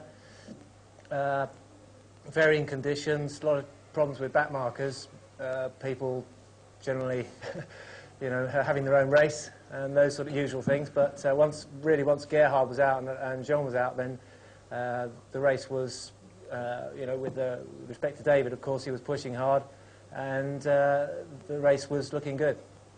Well, turning to you, David Coulthard, I'm sure everybody's delighted to see you here, your first podium finish of the year, and one which I'm sure you're going to savour. Well, yeah, it's been a long time coming, because I've been running on the top 3 in the last 3 Grand Prix, and of course I've had some problems, but I was praying here every lap when I was counting down to the finish that something wouldn't happen, and I'm very happy to be here in my last race for Williams. First Williams won 2 of the year, and presumably it's one that also is going to send a message to the Williams management about yourself for next year. Well, I hope so. You know, I feel very much a part of the team, and I want to remain with the team next year. And of course, I just need to wait and see what happens. But you know, really, I just need to thank the team for, first of all, having the faith to put me in the car when probably a lot of other people would have put more experienced drivers in the car. And this really is for all my mechanics who haven't had a podium this year and they've had a terrible year. So this is for them for having the faith, even when I was having some bad races. Mika Häkkinen, another 3rd position, but one you had to really fight for this afternoon. You had an interesting battle with Barrichello at one stage. Yeah, the gap was all the time between 2 seconds, but tactic, again, what we did was absolutely magic, and that gave me the good opportunity to push a little bit and to make the little gap for the Barrichello. But in general talking, the race was tough all the way from start to finish. And, I mean, only struggle completely in the race was to overtake the people who I was lapping, and also problem to pass the people on the straight line, because I didn't really have a speed on the straight line what I wanted to have. Well, Damon, next race we got Nigel back alongside you, and Michael Schumacher, of course. What are the prospects? Well, it's going to be hot competition, isn't it? And Michael will be straining at the leash, and he has been probably straining at the leash for the last 2 races, so he'll be pretty fired up. I think that though that we've got 3 days testing here at Estoril to come, and we've got a lot of things to try to make improvements with the car, and I think we're going to be tough to beat, I think, when he returns. And a final thought on today's performance? It's a magic result. I mean, it's a cliche, I know, but it really is a terrific result, and I've got a great sense of relief, because a lot of people have been kind of considering these two races where Michael was away as a foregone conclusion, and it's not as simple as that. So to actually have pulled it off is a fantastic achievement, and all the compliments to Renault and to Williams for providing me with equipment that is 100% reliable and competitive. Well, congratulations to all three of you.